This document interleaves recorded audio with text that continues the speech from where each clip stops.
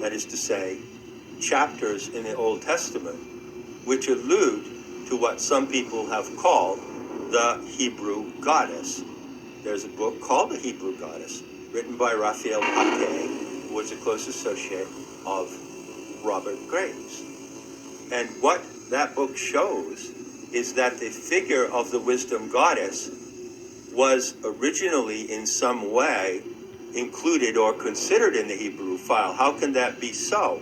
Well, they could not have ignored it because it was the prominent figure, the female wisdom goddess under many other names, such as Astaroth, was the prominent figure in the mythology of all of the cultures and nations surrounding the Hebrew.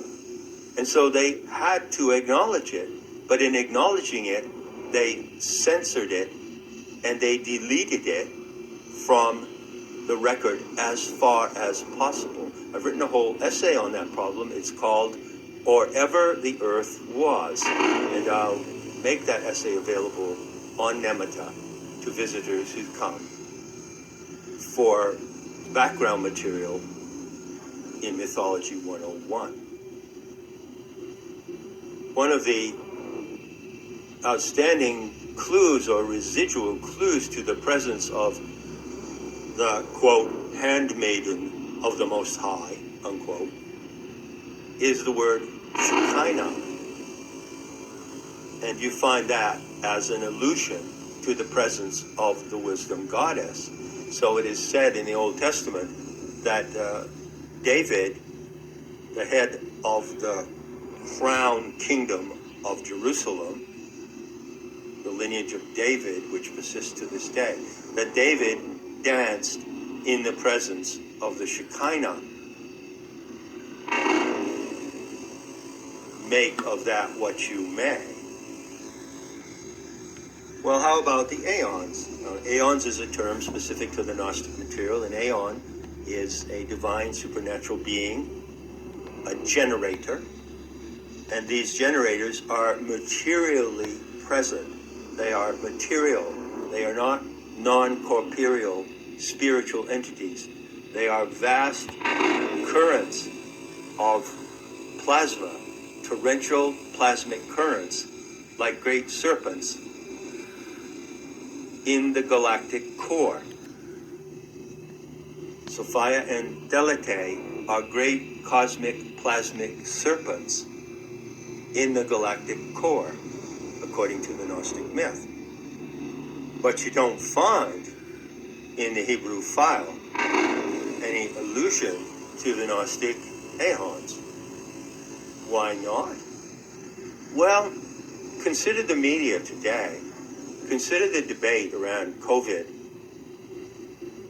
You find that the media will not allow, on the platform of debate, any of the voices of the thousands of doctors and nurses who are protesting against the COVID narrative. They act as if these voices do not exist. They cannot afford to allow these voices to be heard in a fair and open debate. If that were to happen, the official narrative would be struck down and defeated right out of the gates. So the authors of the Hebrew file could not refer to the Gnostic aeons, although they referred to the children of Seth, or the authors of the Gnostic material. Do you see that? And they hated the children of Seth. They despised them and they wished utterly to destroy them. The evidence for this is found in the Dead Sea Scrolls.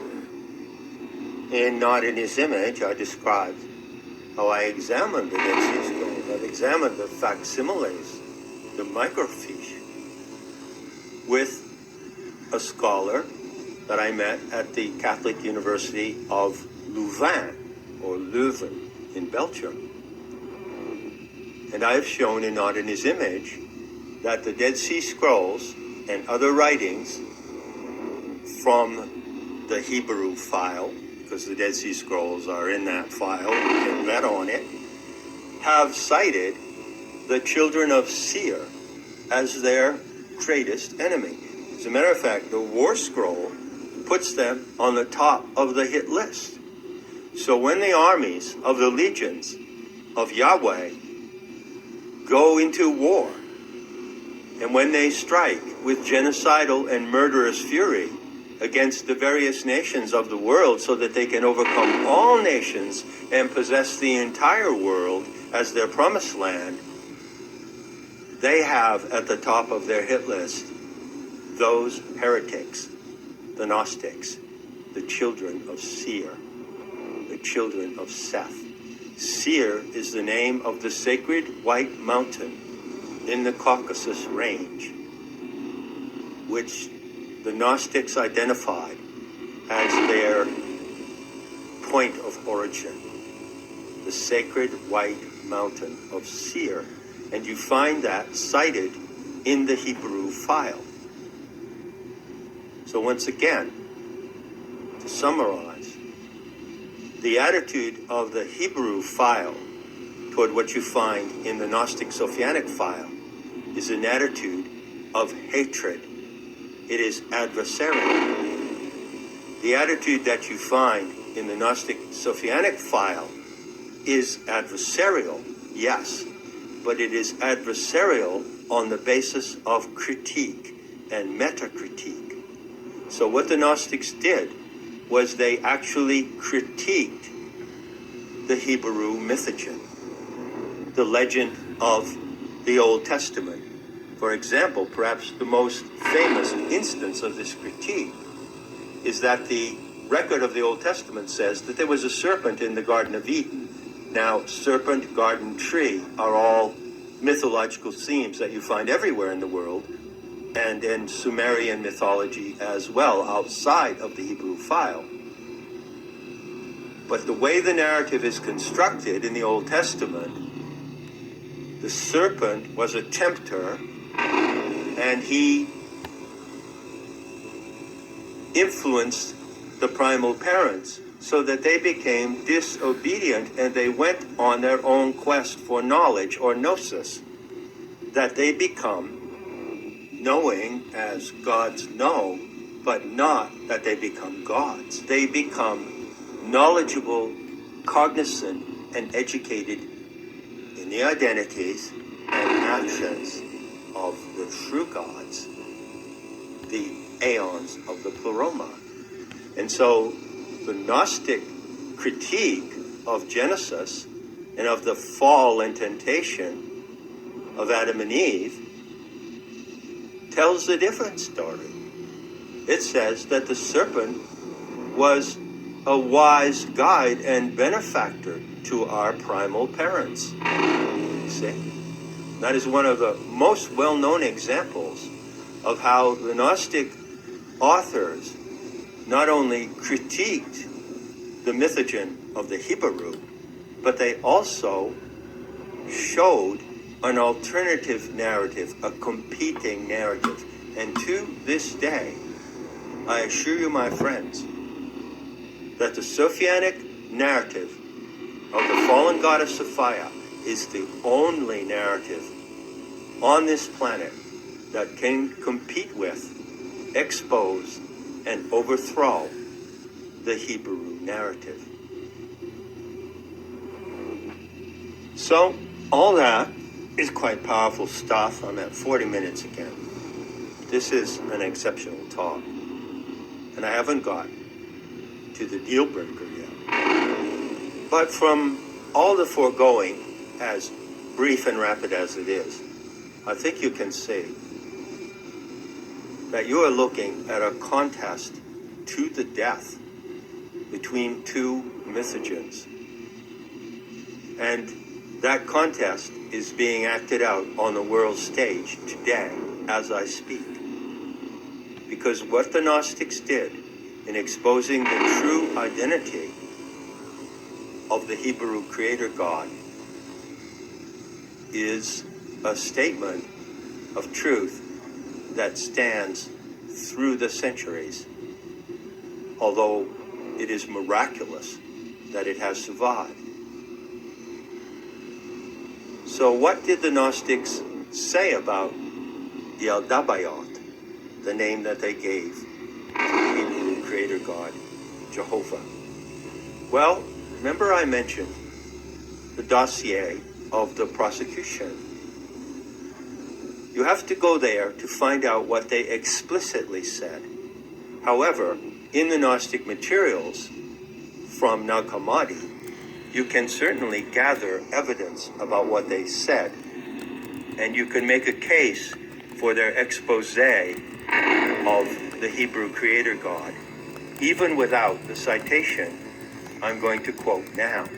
Nevertheless, this citation exists, and it is found, you can find it, in the writings of Irenaeus against heresies. You can find it in Book 1, Section 30, Section 10. This is what Irenaeus says that the Gnostics said, and it is true. It is correct. This is what they said. Bear in mind, not everything in the dossier of the prosecution against the Gnostic heretics is going to be true. But as in any court trial, the prosecution will make a case by making certain claims, evidentially backed claims, against the defendant. And in this case, this claim of what the Gnostics said is correct. Quote,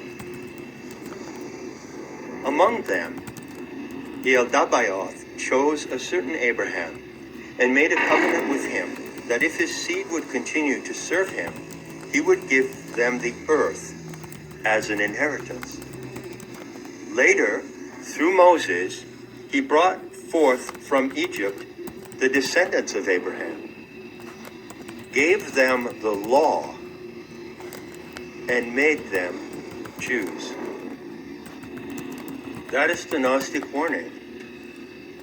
And I assure you that it is one of the most dangerous statements that has ever been produced in the whole history of the human race.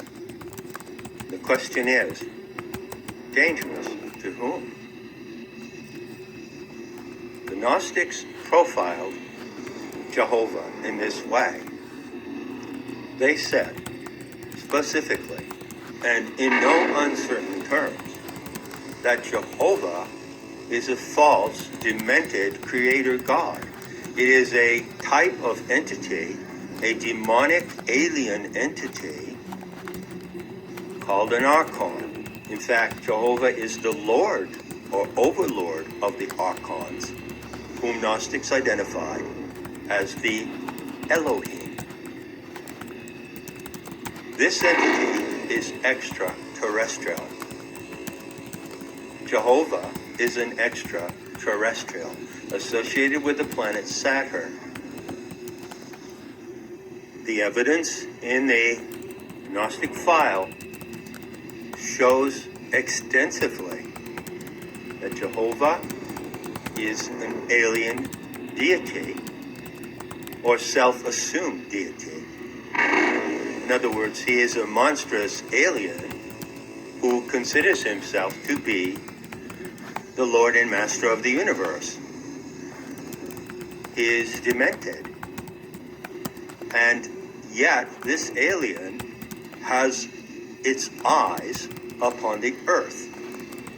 So, note that the passage says that the alien overlord of the archons promised the entire earth to the descendants of Abraham. Not just the promised land of Canaan, but the entire earth.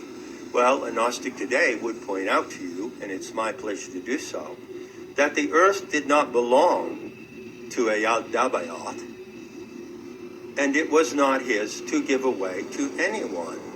That is a lie. That is a primal deceit in the mythogen of the Hebrew.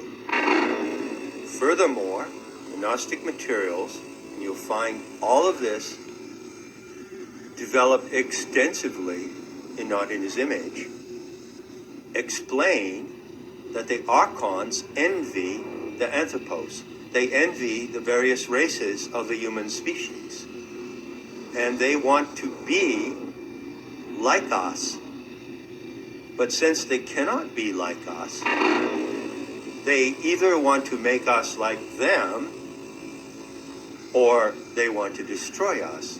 And so those two motives are inherent in the Hebrew mythogen. And they determine the attitude of the in-group who wrote that myth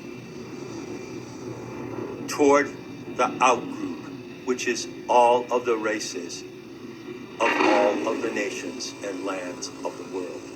All of them. So finally, what can I say? One thing I'll say is I'm never going to make a talk that this long again in this series, which is going to go to about 12 talks. I've often said, and I stand by this assertion, which is amply supported by evidence, that the Gnostic message to humanity is the most taboo and transgressive message ever produced by the human races.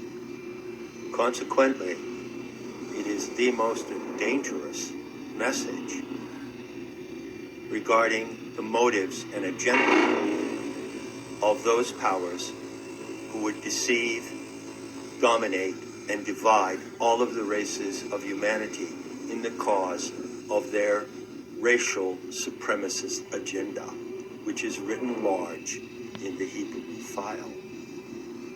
You hear me? You feel me? So, now that you know what the Gnostic Word is in explicit terms, what are you going to do about it? Just asking for a friend. Enough said. And I'll be seeing you in the beauty to come.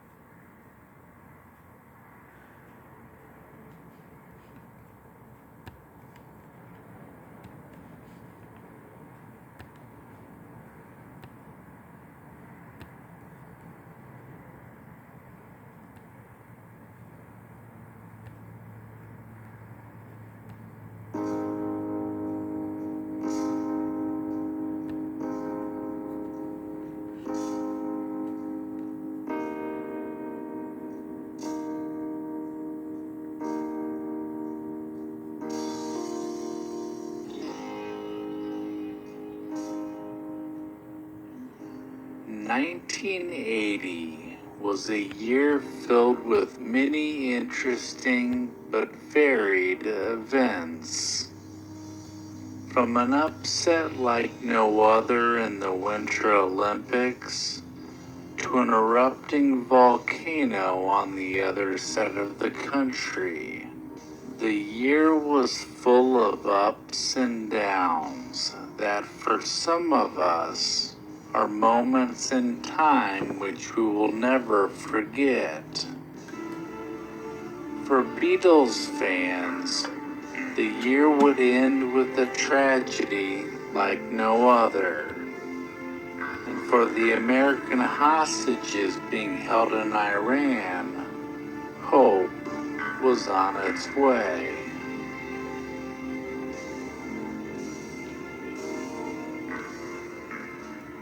Thank you to Audible for sponsoring this video. If you're watching this, you're probably a fan of history or pop culture. So why not find some similar audiobooks to listen to in your spare time? I just finished one called Project Hail Mary by Andy Weir, and it's so easy to finish a book while taking a walk or driving. Pretty much any time I have free time alone, I can immerse myself in a good story. This holiday season is a great time to give yourself the gift of an Audible membership.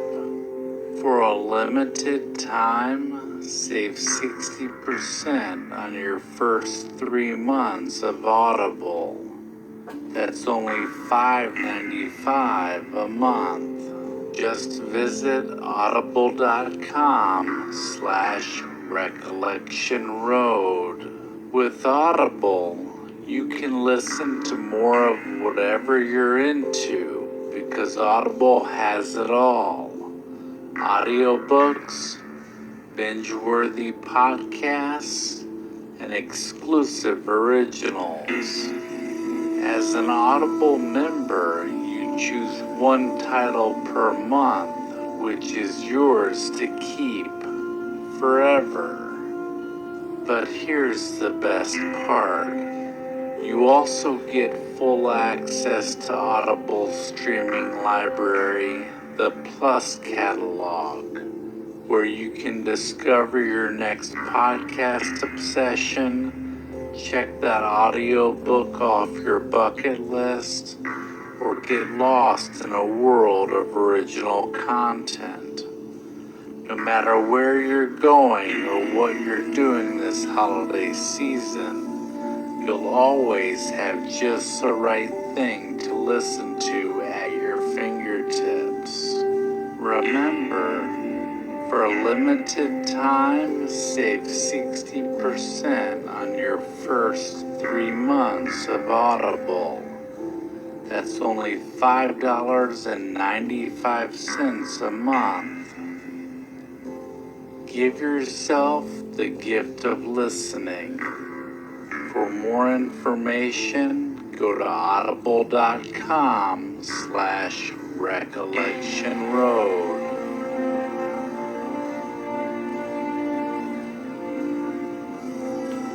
The year 1980 began with President Jimmy Carter authorizing legislation to bail out the Chrysler Corporation on January 7th. The loan was for $1.5 billion and was intended to save the company from bankruptcy. On February 4th, the famous Studio 54 held an all-night closing party on its last night of business.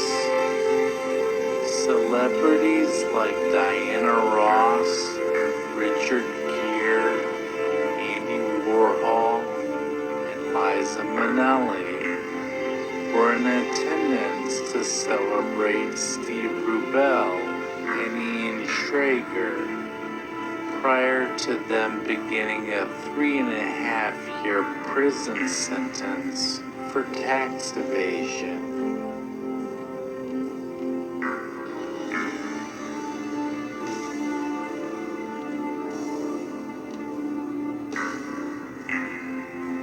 The 1980 Winter Olympic Games opened in Lake Placid, New York on February 13. This was the second time the village had hosted the games, but this would be one that captured the spirit of America like no other. On February 22nd, the underdog U.S. Olympic hockey team defeated the Soviet Union in the medal round in what would be called the Miracle on Ice. The team would go on to win gold after beating Finland 2 days later.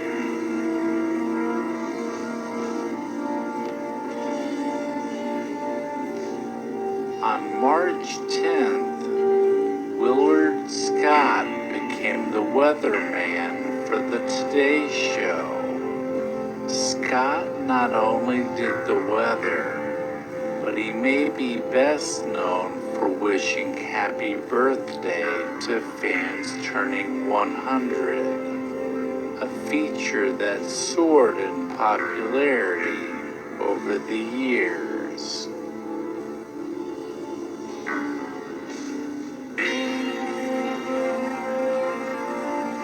On March 12th, a jury found serial killer John Wayne Gacy guilty of murdering 33 people in Chicago. Gacy received a death sentence and would live out his final 14 years on death row before his own execution. On March 21st, one of the biggest cliffhangers of all time happened on the season finale of the TV show Dallas. The phrase, "Who shot JR?" would become a part of American culture after viewers were left not knowing who shot villain J.R. Ewing.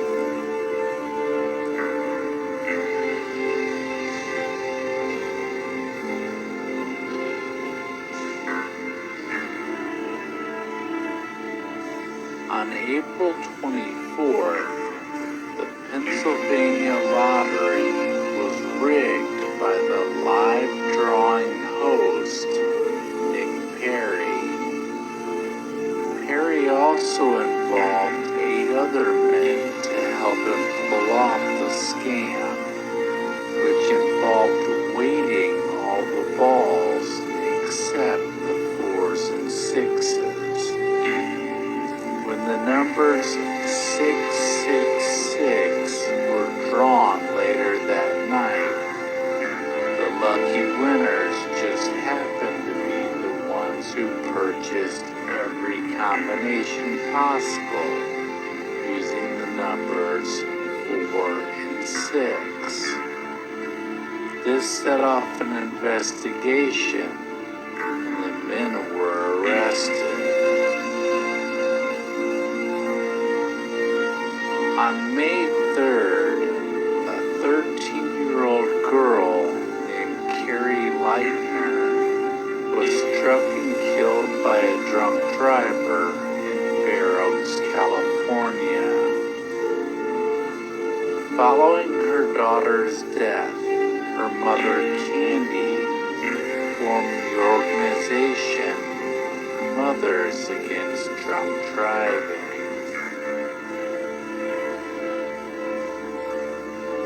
On May 9th, a freighter called the Summit Venture got lost in the fog and slammed into the Sunshine Skyway Bridge that spanned Tampa Bay in Florida.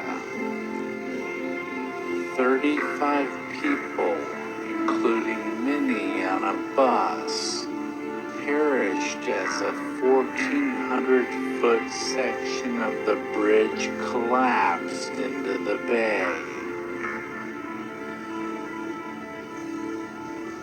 On May 18th, Mount St. Helens began to erupt in Washington state after a series of earthquakes.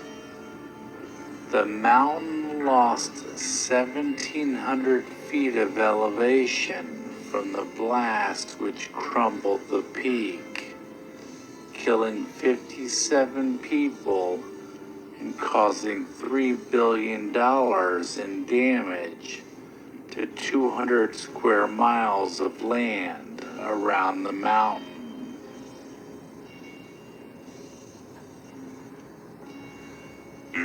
On May 23rd, the horror film The Shining was released. The film, directed by Stanley Kubrick, starred Jack Nicholson and Shelley Duvall.